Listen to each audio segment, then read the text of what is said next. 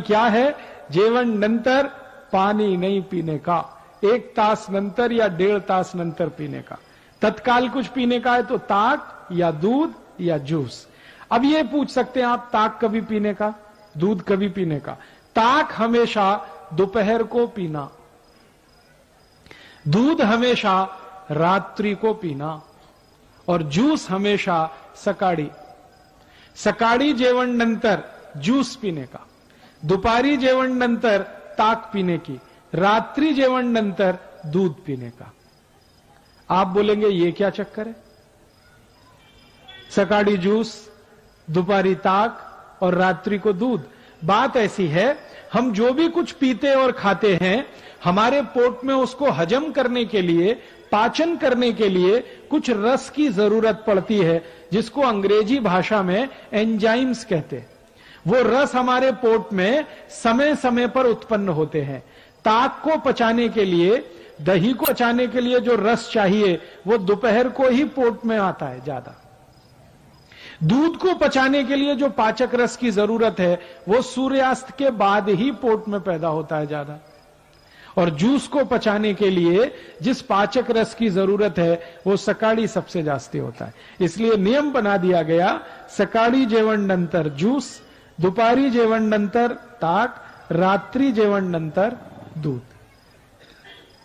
समझ गए?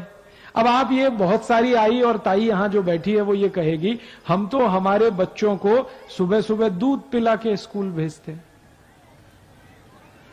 आयुर्वेद कहता है कि सुबह का समय दूध पीने के लिए अच्छा नहीं है। सबसे अच्छा समय दूध पीने का है वो शाम को है।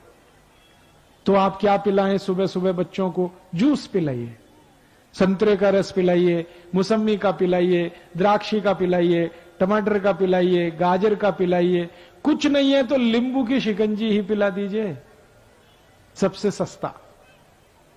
और जितने दिन ऊस खाने को मिलता है, जितने दिन, 3 महीने 4 महीने, तो सकाळी ऊस का रस जरूर पीने का, नाश्ता नंतर, जेवण नंतर।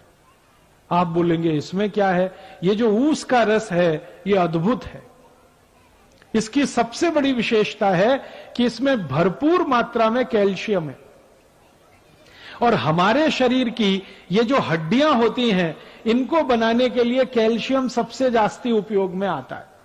और जूस जो है, ऊस का रस, उसमें सबसे जास्ती कैल्शियम। फिर दूसरे नंबर पे सबसे जास्ती फास्फोरस है।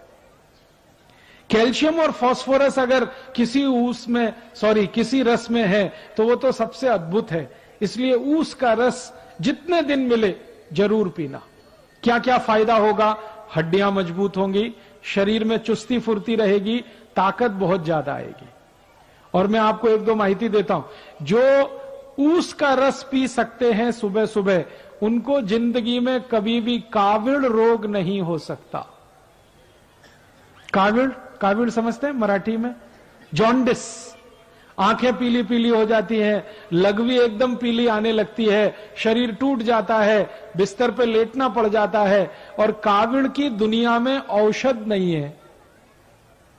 एलोपैथी के किसी भी डॉक्टर से पूछेंगे, वो कहेगा काविड़ की औषध नहीं है, ये तो अपने आप ही ठीक होता है। डॉक्टर कहेगा आराम करो 20 दिवस, 25 दिवस, 30 दिवस।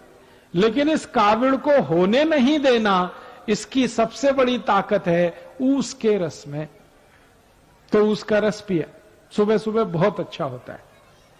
और मैं इसलिए भी कह रहा हूं ऊस का रस पीने को कि सारे के सारे भारतीय नागरिक रोज सकाळी 1 गिलास ऊस का रस पिए, तो भारत के जो शेतकरी ऊस उत्पन्न करते हैं वो सब श्रीमंत और कोटिपति हो जाए। आप बोलेंगे वो कैसे?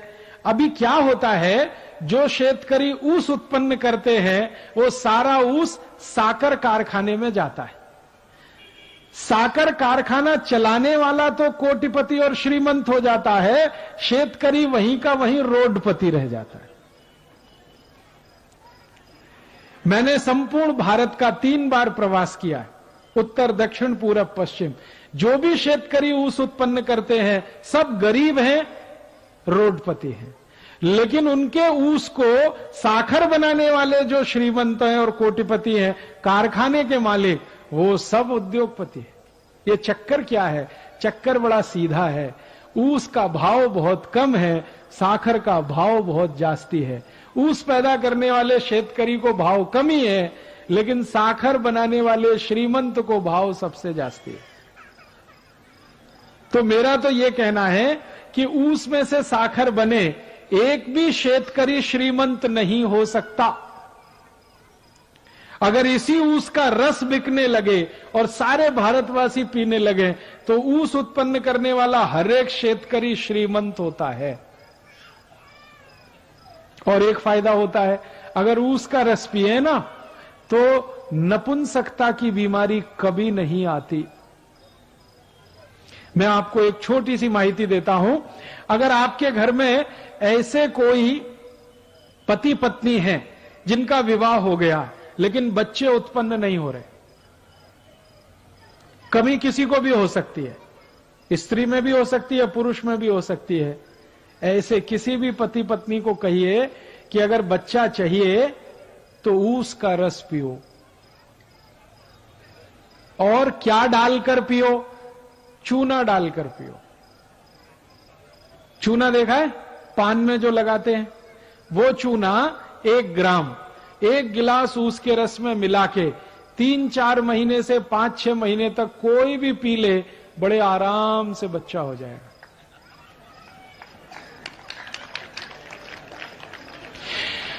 और ऐसी स्थिति में तो सबसे जल्दी बच्चा होगा जब पुरुष के वीर्य में शुक्राणुओं की कमी है और इस कारण से बच्चा नहीं हो रहा है।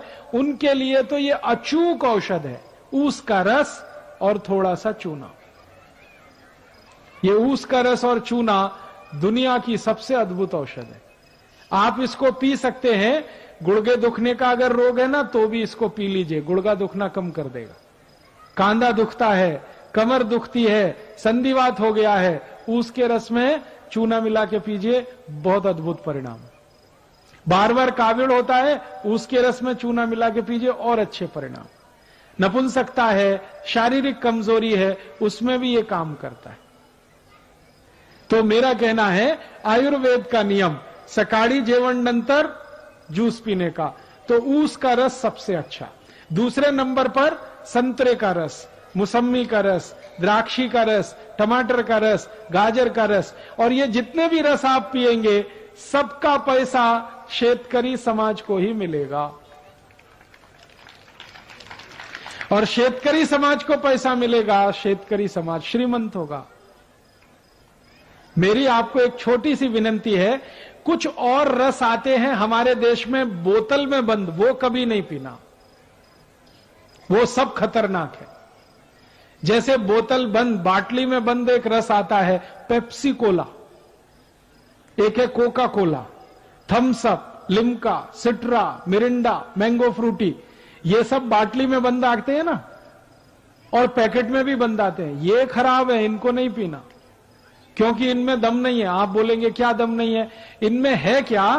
मैं विज्ञान का विद्यार्थी रहा हूं, और विज्ञान के विद्यार्थियों के ऐसे 14 तरह के केमिकल मिलाए जाते हैं, और ये सब जहर हैं, सभी विष हैं। ये पेप्सी और कोका कोला में तो एक केमिकल मिलाया जाता है, उसका नाम है फास्फोरिक एसिड। ये फास्फोरिक एसिड से आप जानते हैं क्या बनता है? संडास साफ करने वाला हार्पिक। आपने टीवी जाहिरात देखा? हार्पिक, वो संडास पात्र पे डालो, 2 मिनट में फ्लश करो, झकाझक सफेद कर देता है।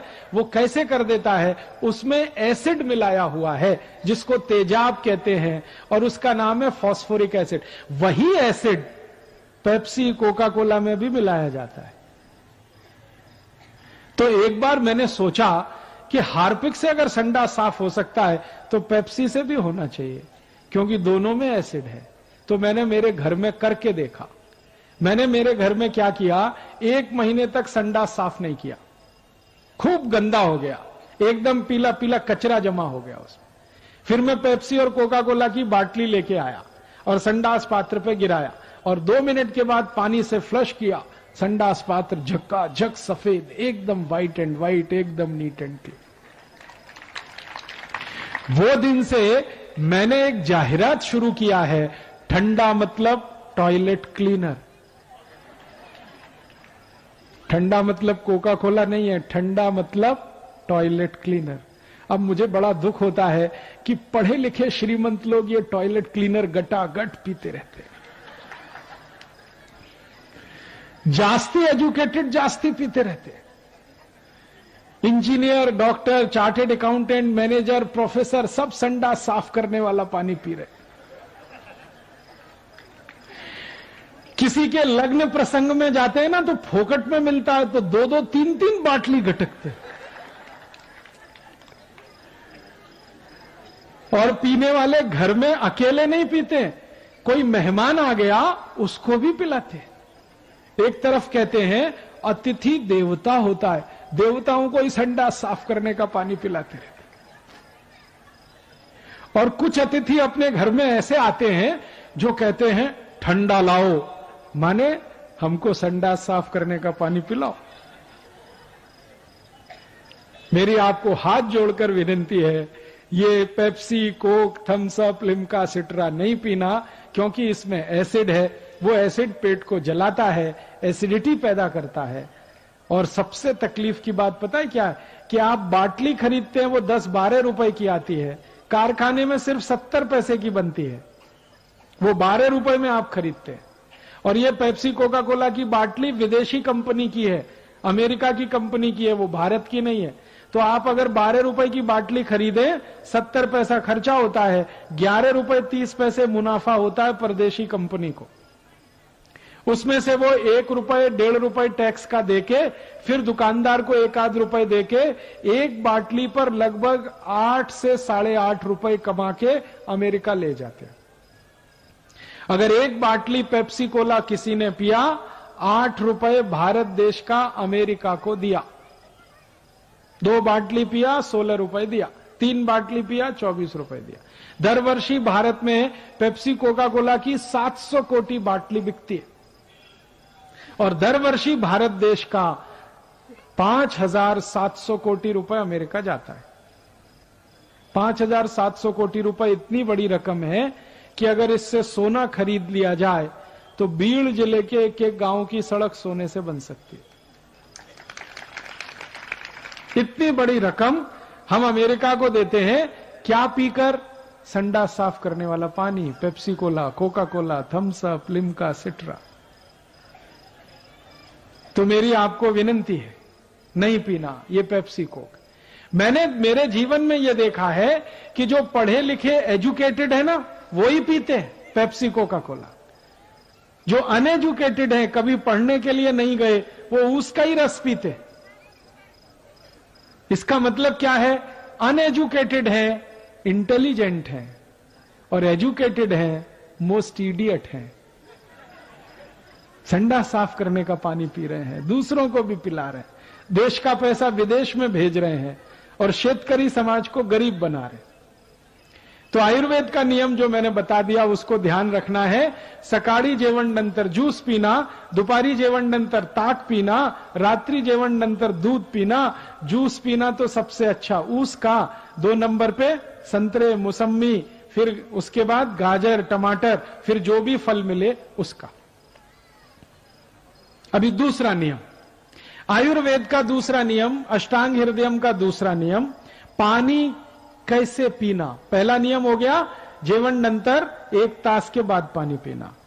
जेवण पूर्व पीना है तो 48 से 50 मिनट पहले पीना। जेवण मध्य पीना है तो 2 अन्न का भोजन अगर कर रहे हैं तो 1 अन्न खाने के बाद दूसरा खाने के पहले थोड़ा सा पीना। जेवण नंतर तत्काल कुछ पीना है तो दोपहरी ताक पीना है, सकाळी जूस पीना है, रात्रि को दूध पीना। अब